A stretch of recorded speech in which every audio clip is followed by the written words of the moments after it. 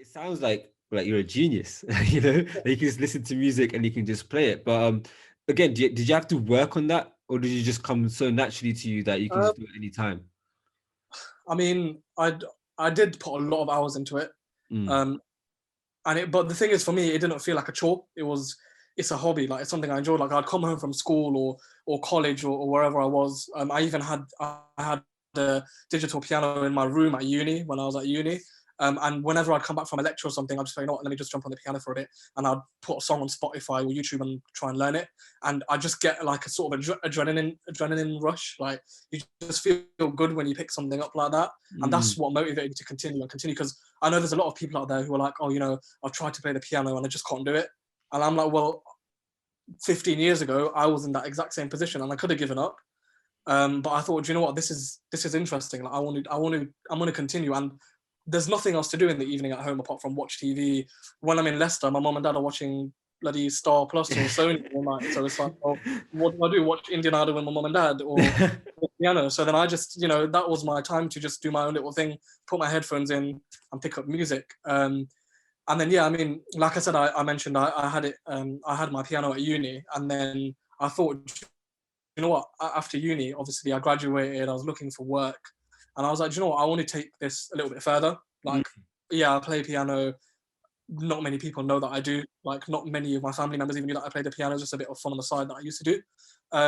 So then I thought, you know what? I want to make an Instagram page. I want to play at people's weddings because I'm getting pretty good at it now. I've been learning it for a long time. I have a lot of songs that I can play. Mm. So then I literally sat with my brother one night and I was like, look, what should I call my Instagram page? And me and my brother sat just writing down the original name I was going to do was like, you know how you have iTunes, I was going to call it Bhav Tunes. Like, nah, I'm not feeling that. Like, I want piano to be in there. So Yeah. then you know what, I'm going to call it piano with Bhav.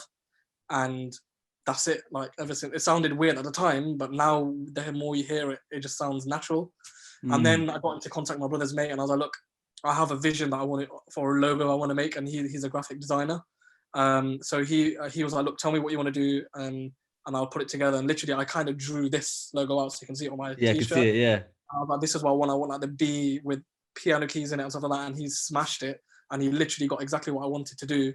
And then literally got my logo out, got business cards made, got an Instagram set up, got a Facebook page set up, and then I just started uploading. And then it started off really, really slow. I started towards the end of, was it December 2019, I think, or might have been December 2018 I started, I think, yeah. My Instagram page. Yeah, it's been just over 2 years. And it started off really slow, started off playing, the standard Bollywood songs and English songs. And then as more and more people were sharing my things, I was getting a little bit more interaction. Then I started getting wedding bookings. So then I started playing at weddings, and that's what kind of changed it for me. Yeah. Because like, once I went to one wedding, I'd be recommended by someone at the wedding to go play at another wedding, and then you just constantly get calls, and I was getting DMs and people asking me, are you available on this day and that day? And I was like, do you know what? I need to take this like further now. So I need to Yeah. start up a company, do all of like get contracts and stuff signed and have deposits paid, and it's all learning for me, but I loved it. And Mm. also I work in finance as well, so it's great for me because I can do my own accounting. Yeah. But yeah, like, so I started playing at weddings, and then what actually kicked it off even more for me was when I started playing old school garage on piano. So there was one day I was just sitting at home and I was I can't even remember what I was playing, but I was playing something on piano and I pressed the wrong key. Yeah. And then I was like, this sounds like Baby Cakes, the like Baby Yeah. Cakes, old school garage, yeah. So my brother came in the room and he was like, you playing Baby Cakes? And I was like, yeah, yeah. He was like, do you know what? You should play like old school garage. No one's done it before. And I was like, yeah, you know what? Send me your playlist, because he's like old school garage fiend, my brother, Yeah. and that's how I got to know old school garage. So I put a playlist together, started mixing songs together, and then I literally set up and like a old school garage mashup, and I did like 10 or 11 songs. So I mixed like Craig David with Robin S. Show Me Love, with like I'll Bring You Flowers, with Monster Boy I'm Sorry, with Baby Cakes. And then I just put it on my Instagram, like, people will enjoy this.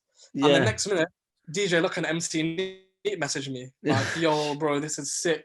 Artful Dodger messages me, like, and like shares it on his story. And then DJ Luck's manager messaged me like, oh, can you contact me? We want your video. We want to put it on our Facebook page, which has like 80,000 followers. And I was like, yeah, go for it. Like, here's the video, put it on. So they put it on there. And then after that, a couple of days later, the artist of Baby Cake, so Nicholas, his name is Nicholas Galante. Some people know him as Nicholas Galante. Some people know him as MC Divine. He contacted me and he was like, look, here's my number. Let's book a call in. And then I had a FaceTime call with him. And he was like, look, I've got all these ideas. And he said, you're really good on piano. We need to do things together. And then we started talking. And he first booked me in to play at his mum's retirement party. Oh my gosh. So he worked for the NHS. And basically, I drove down after work one evening with my piano to St. Bartholomew's Hospital in London. And they had like a really big retirement party for her. And I set up my piano, playing the piano over there. And then after that, he was like, look, you know, what you did for me was, I didn't even charge him for it because I was like, you know what, this is good exposure for me. And it's for his mum's retirement at the end of the day. And so it was a good thing for me to do for him.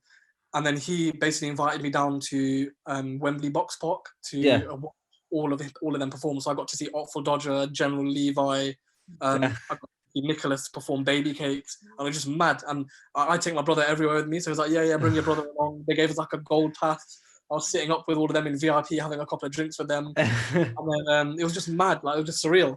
And then after that, I got contacted by Represent radio station saying, like, we just saw your we saw that you're working with these guys and your music's really good. Do you want to come on to radio with us? So then I went on radio with Represent Radio, did a live set with Nicholas and with another singer called Lindsay Moore, who's got a UKG track called Lovebug. So literally, like, the UKG part just like went all crazy for me.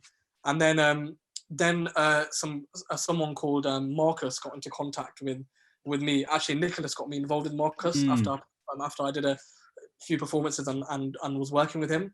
And he was like, look, I'm doing an event for mental health at the London, the Hilton in London Docklands.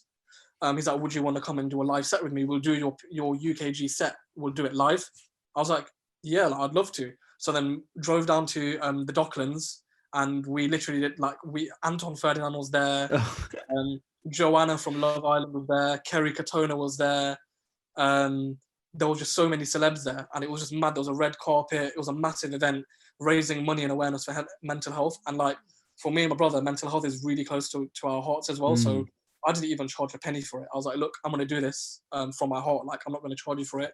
And me and Nicholas absolutely smashed the set. Like, we literally practiced on the day in the afternoon, and then we just went and did it in the evening.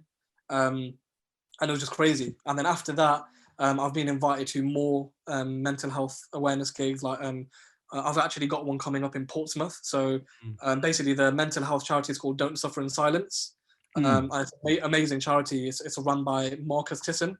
And Marcus is actually a comedian as well. So he's got my brother some comedy sets as well when he's done some events in London. And yeah, it's crazy, man. Like, I've been doing stuff for mental health. And then obviously lockdown hit. So that stopped a lot of things for us.